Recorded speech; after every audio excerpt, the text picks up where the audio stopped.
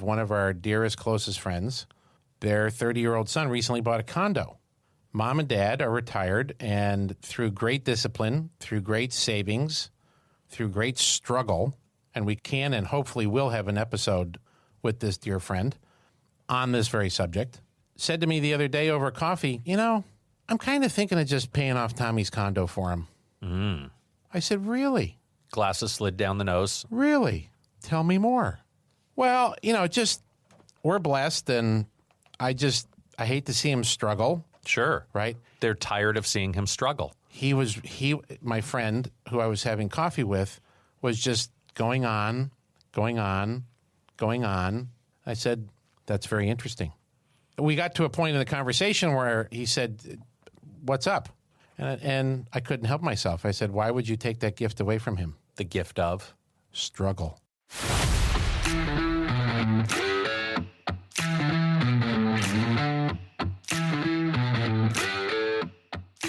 So what's this podcast all about, this financial sobriety thing we're doing? It certainly isn't a traditional conversation about money. There's lots of great people in our industry that talk the traditional game. This is going to be a very unconventional conversation about those three unbelievably complicated relationships that when you put them all together, you don't necessarily think of them this way, but the relationship that you have with money, the relationship you have with your people that mean the most to you, and then the relationship that you have with the person in the mirror. You mean those three relationships go together? They do, and it's a very complex interrelationship between them. And when those get a little bit out of whack, interesting things happen. Do you know anything about that? We should probably introduce ourselves. Who are you? Good idea. Jim Gebhardt. And I'm Matthew Grishman. I'm your author of the book Financial Sobriety, and we are going to have some great conversation, so stick around. This was all about letting your kids have skin in the game when it comes to paying for college, when it comes to paying for stuff. Like what you and I had a conversation about paying for the have-tos versus the want-tos with our kids. And how, you talked about the collection of Benjamins, right? Teaching your children about how to collect Benjamins. We did that a little bit in the Value of the Dollar. You brought it back into this episode. But you talked about the idea of children getting out of college and having a little bit of debt to deal with is a good thing. That struggle is good. That struggle of I don't have enough money to fill up the gas tank is good for children to have. And we can reference the conversations with Joyce about kids who have nothing and kids who have everything wind up often in the same place, a bad way, versus kids where mom and dad provide the essentials, right? Roof over your head, food in the fridge, clothes on your back, and the opportunity for education. No guarantee of education. You got to go get it. That's what we talked about. That sounds like something I would enjoy. I think I'd like to start our episode with a little bit of gratitude. Awesome. I like the fact that Ace reminded us that was something we do pretty much in every aspect of our lives. We do it at work with our clients when they come into meetings. We do it at home at the dinner table, and we started doing it an episode or two ago here. So what are you grateful for today? I am grateful that the smoke is getting a little better. It's not a lot better, because we have a lot of fires. For those of you that are not familiar with Northern California right now, the greater Tahoe Basin is pretty much engulfed in fires all over the place, and the smoke from that is making its way all the way down to me in the Bay Area, and so our hearts go out to everybody that's being impacted and affected by that. So my gratitude is that there are people that are brave enough and courageous enough to go fight those fires and do what they do, but also that we've got a little better air quality today down the hill a piece is quite nice. Thank you for sharing your gratitude. Do you think there is a single soul in the United States today that does not know California is on fire?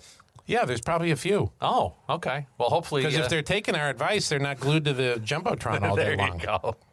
Very good. Yeah, I've got myself some gratitude today, too. I am grateful for the blue sky. We've had some really nice blue sky here lately. It's been nice to breathe clean air.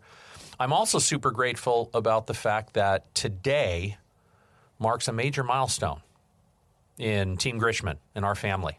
My wonderful better half, Amy, and I are no longer responsible legally for minor children, effective today. Lucas turns 18 today, and it was like something lifted today, but in a very good way. So I'm having somewhat of a nostalgic day today. My two little baby boys are technically, and I'm air quoting this, adults today. So I just have a lot of gratitude that this weight, not a bad weight, but this almost like a sense of freedom, that I'm no longer responsible for them, their choices, their behaviors, their decisions. That's all on them now. It really shifts my role as a father and really kind of solidifies this stage of parenting, this consultant stage that I'm in today. So I'm incredibly grateful that I can look back on my time with my children, and everything that often feels like it's happened to me, I see now a little more of how that's all happened for us. And it's just wonderful. Happy birthday, Lucas. Yeah, happy birthday, buddy. 18 is awesome. Yes. We've spent a bulk of the summer talking about this concept to teach your children. And it's something you and I have put a lot of emphasis on, right? You've always told me to put the proper emphasis on the proper syllable. Correct. Is that how you say it? Yes. Yeah. We haven't used that one yet. We did now. Amen. Yeah, it's good stuff. So, I mean, what we've done with the kids, they have a checking account that has a debit card attached to it, and they have a savings account. And any money that is made, actually, in this case, goes to their savings account first. The whole check. The whole banana. Okay. Now, at a young adult level with paychecks in the $60 to $1,000 range, and they have very little expenses, going to savings is one of the ways that we've helped protected them from not having this swipeability. Is that a word? It is now. Kevin, could you do us a favor? Could you check to see if swipeability is a word and then report back? Kevin is our unofficial linguist and English major on the program. So the swipeability of having the money in the debit card is a little dangerous. Okay. I mean, it's dangerous in my opinion because it's like, ooh, it's like a gift card. Isn't it awesome when you get a gift card and it's got like $50 or $100? It just feels like you can be frivolous. Yeah. And go swipey swipe all over town. Well, it's not money. It's not real money. It's just a click or a beep or a bop, right? Or a swipe or a tap. That concept of paying yourself first and having multiple accounts to put it in. So what we've been working on the kids with is it goes into savings, and then periodically at their discretion, not my discretion, they move money from savings to checking, which is where the debit card comes in. Yeah. So that's a little structure to how to do it. Now, that's how we're approaching it with Lucas, our youngest son. Yeah. With Miles, our older, who's now working more full-time as a server at a restaurant and making some real money, we're doing it a little bit differently.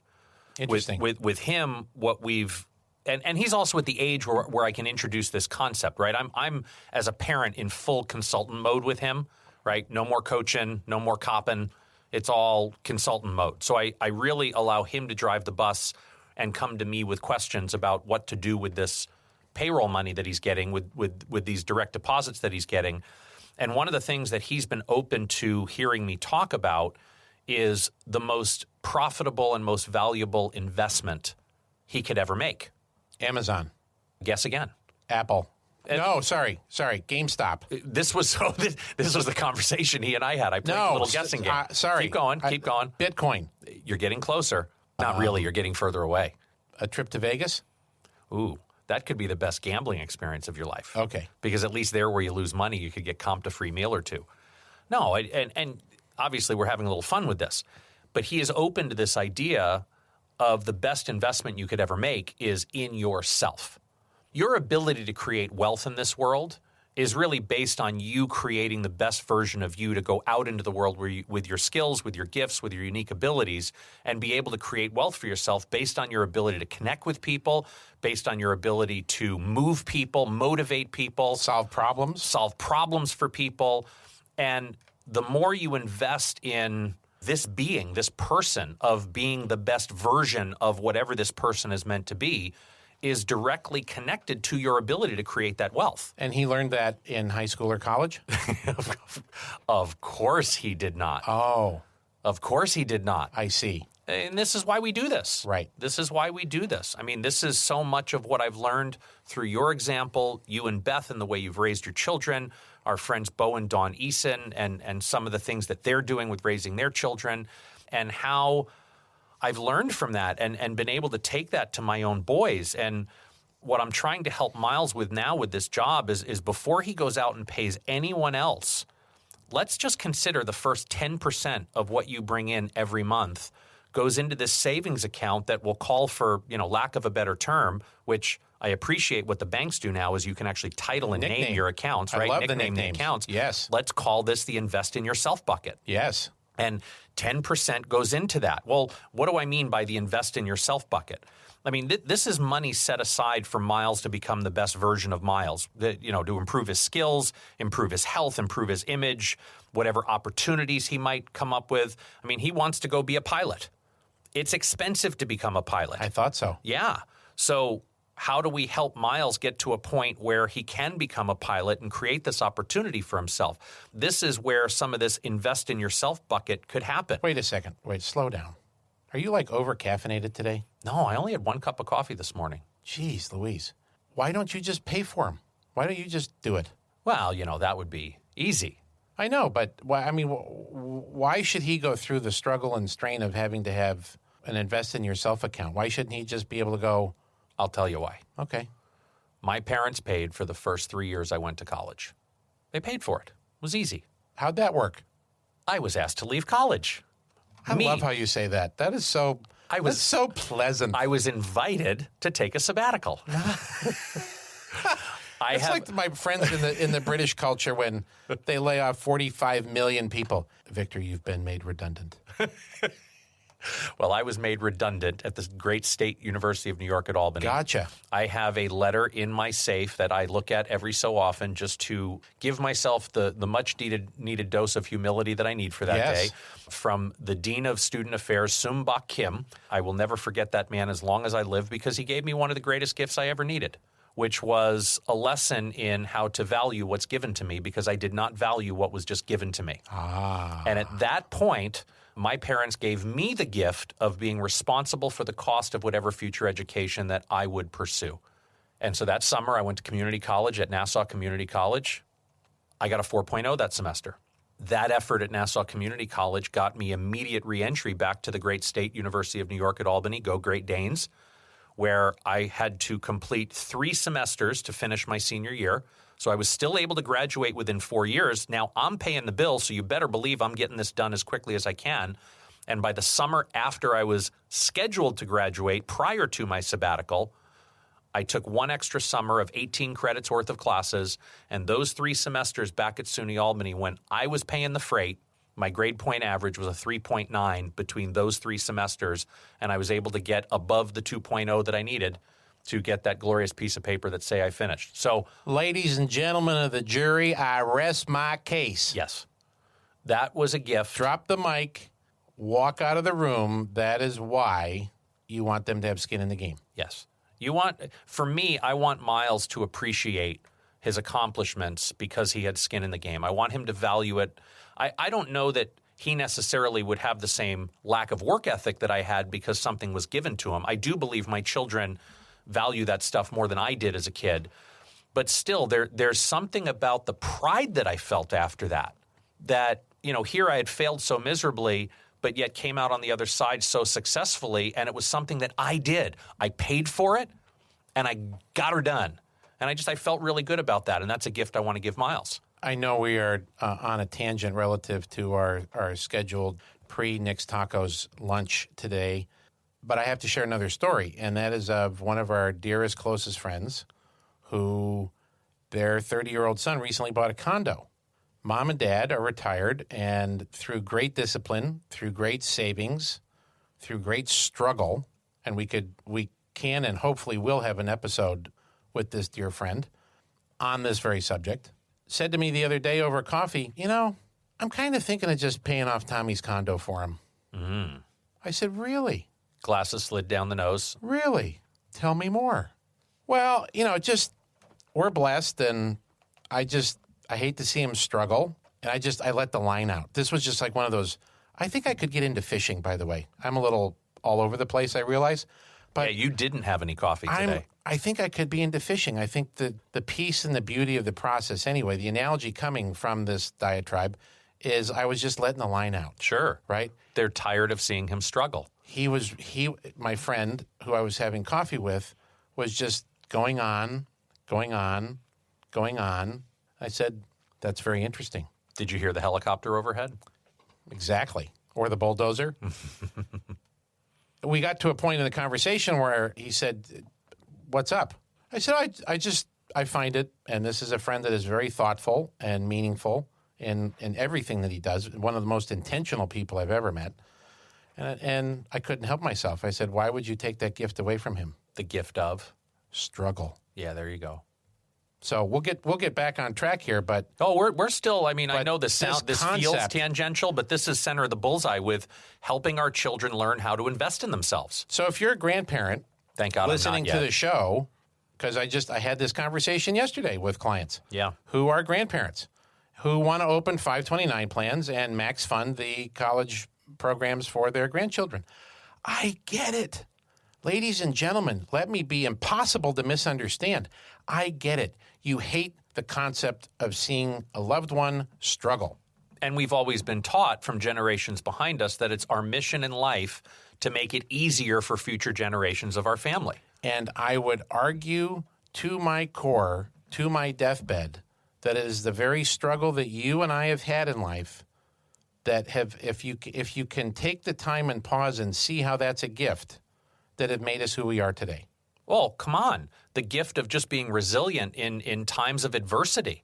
Well, I mean, there's another guest on the show, Brene Brown, we need to have on the show and talk about. She's the queen of resilience. The fact that you and I were able to pivot through COVID and maintain a positive outlook on life and keep our business going and keep our families going, and that's all because we've had the gift of struggle in our life. Every bit of adversity. That's just the most recent one that I can think of. Now, you could be listening to this and saying, oh, cool, you're giving me permission to let my kids struggle and make them pay for every single thing under the sun. That's not the point of this conversation. The point of this conversation is some struggle is very beneficial. You will never, to your dying day, forget those 3 semesters and what it took. Okay, let's finish the story. How long did it take you to pay that off, to pay off those 3 semesters? Oh, not very long. Boy, I wish I could remember exactly, because Amy and I both had college loans. So, but let's slow it down. So you took a college loan. Yeah, I took a little loan for those 3 semesters. I paid for the summer semester at Nassau because I was working. Yeah, and I God made a bless lot of community money. College. And I paid for very affordable. And I paid for the first semester, that fall semester. So it was the spring and the summer that I took a little loan for. And I don't remember if we paid mine off first or Amy's off first, but both of our student loans were all paid by the time we moved to Seattle. Okay. So that was 4 years later. Right. So again, the value in having to pay for some of that yourself motivated you in a way to achieve, much greater levels of academic accomplishment than you had when it was given to you. Absolutely. Absolutely. I valued it more, and it gave me a sense of confidence. You've always said, protect my confidence.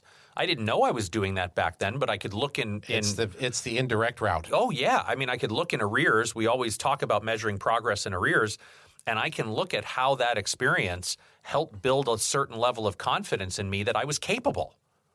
I was capable. I could support myself. I could see something I want.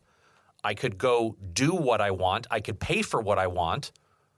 And I felt good about that. We've talked on the show about my boys have a little side business called Gebhardt Brothers, Inc. Yes.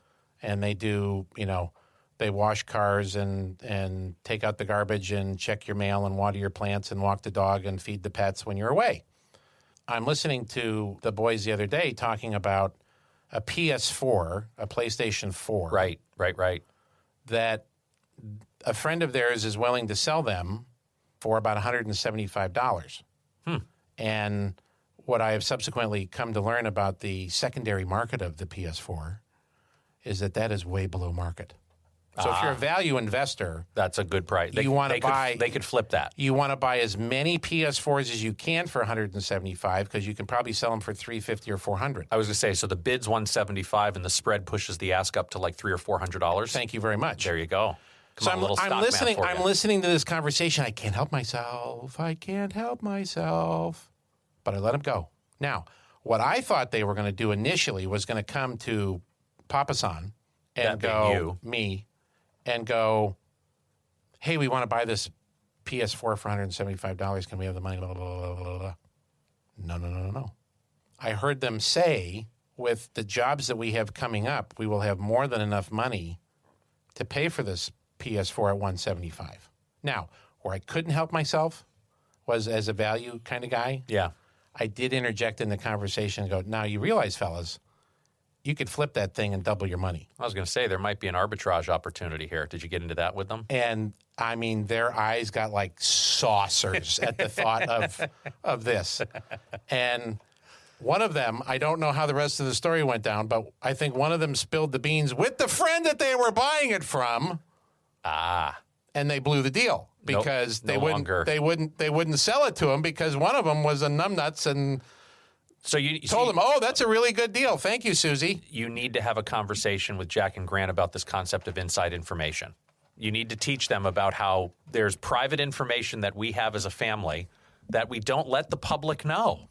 Or is that illegal? Does that fall under the Insider Trading Act of 1987? It is certainly illegal in the public securities markets, but if you can buy something, I mean, it happens in real estate all the time. If you can buy something at $175,000 and you think you can spruce it up, polish it up, and flip it for more. And flip it for more. It happens every day in the real estate market. So anyway. Well, I wonder, did you have an opportunity then to talk to Jack and Grant about buying a PS4 and what it might cost to fix that PS4 when the processor breaks or when controller breaks on it? No, I'm not that. I wasn't that. You didn't get thoughtful. there yet? No. Oh, okay. That could be like 2.0. That probably would be a good secondary conversation to have with them. That's a conversation I'm having with Miles. How to refurb. Well, they would refurb it and flip it? Well, what happens when something unexpected comes up, an unexpected expense of owning this PS4? Oh, look at you being the educator. Right? Getting us back on track. Well, I'm going to take a tangential thought and bring it right back into our conversation. How about that? Was beautiful. Because that was a lovely This is something you could do with Grant and Jack. Is, you know, when they're buying these PS4s and potentially a PS5, which is supposed to be coming out. $1,000. Yeah, it's $1,000 gizmoch. But you can't get one. Right. Let's make believe you can. $1,000. What do you think it would cost to fix something that breaks on that thing? And do our children even consider that when they invest their money in $1,000 stuff? Well, I mean, you can go to Radio Shack and get the soldering iron and go in there and, oh, right, Radio Shack's no longer. Exactly. My boy's a little older than your boy. So his gizmoch isn't a PS4 or 5, it's a car. Right. So after we have conversation about... We got one of them, too. Right. And I know you've had these conversations with your girls about maintaining a car, taking care of a car. How about my cracked windshield this morning? Ooh, that's a good one. You have insurance? Oh, sure. But as I was waiting to come into the studio today, I was like, what's that? Huh, that doesn't look very good. It looks like an unexpected expense we weren't thinking about. I looked kind of all the way up to the very tippity top of the windshield, and sure enough, that's where the little rock hit, and it's starting to wiggle down. Starting to vein its way. Yeah. Anyway. Yeah. Well, Miles has a 2003 automobile. It has issues, or it's going to have issues eventually. It's going to need brakes. It's going to need stuff, oil changes. And then things are going to happen. Like right now, he's having problems with the air conditioning. And roll the windows down. Right. And let that 105-degree cool air. In Roseville at 105 in the summer. It's a dry heat. It's a beautiful dry heat. I have suggested, in addition to the invest in yourself bucket, that we also set another piece aside off the top in what we just like to call the rainy day fund. Yeah. Right? When something happens on the car and we don't expect it, do we have the money to pay for it? I remember when I was writing this book, I was doing a little research on this topic because this was kind of something we talked about in the Getting Started on the Right Path chapter. There was a study that Bankrate.com did that at the time I was writing this book a couple of years ago said something like 60% of Americans can't afford a $600 unexpected expense. 60%. I might imagine that number's even bigger today. I know I keep making jokes like, ladies and gentlemen of the jury, I rest my case. Yeah. But this is another data point that doesn't speak, doesn't talk, screams. Yeah. Screams to the reason why we are doing what we're doing to help parents teach their children about money so that doesn't have to happen in your family. If that doesn't happen in your family and your neighbor's family and your extended family, assuming you've told them all about our podcast. Thank you. Imagine what the world would look like. Imagine if the world was better prepared for the unexpected expense that pops up in life, because it's inevitable. It's inevitable. It's inevitable. And after my tale of woe in '08, when life threw us the biggest curveball ever, and you can fast forward all these many years later, and you can look at my net worth statement and go, wow, he's pretty accomplished. He's done okay for himself. The thing that I'm proudest of is building back that emergency rainy day savings account. Absolutely. Because this cracked windshield would have thrown me for a loop in 2010. How about the washing machine you just had fixed for $438? Yeah, that would have thrown me for a loop too, because we didn't have it back then because we were digging out of the hole. Yeah. And this isn't just about money, because the tangential, and we've had health professionals on the show, and we will continue to do so. Oh, I know where you're going with this. But this spills over into your health. The stress that these unexpected expenses. that creates. I have a family member of mine who I hope is listening to the show that needed new glasses. She did not have the right glasses. This was not a fashion issue. This was a function issue, that the lenses in her glasses were not even remotely correct. And she was saying that the cheapest version to do that was in the $400 to $500 range. And last I knew, that's probably about right. Well, she didn't have it. I said, okay, when do you think you could have it? Well, this was back in the holidays. I said, well, I'm getting a Christmas bonus, and I normally use some of that for this, that, and the other thing. And I said, you gotta save $500 of that bonus for those glasses. Yeah. That is mandatory. That is rainy day, your cracked windshield, your water heater, your washer, whatever. She's struggling to function her daily activities, and the stress that was creating for her was causing her to do other bad behavior. Yep. So this is so important that we talk about these money foundational educational things, because they have spillover effect into all areas of life. Your relationship with your people and your relationship with yourself, which health is the massive component to that. Unexpected expenses, when I was not prepared for them, did so much damage to my marriage. The arguments that Amy and I would have over this stuff, what it did to the stress level, the amount of cortisol that was pumping through my body, the relationship with self, the way I was so disgusted with myself when I looked in the mirror. I mean, yes, when that relationship with money gets damaged, it's going to have a spillover effect. And I love what you said a few minutes ago about just envisioning what our world would look like if we were more prepared. And it's as simple as these two little obvious pay yourself first buckets that we can set aside, one to invest in ourselves and one to have this rainy day fund right off the top. Now, we're sitting here encouraging our community to help their children with this. We talked about this many times over many episodes.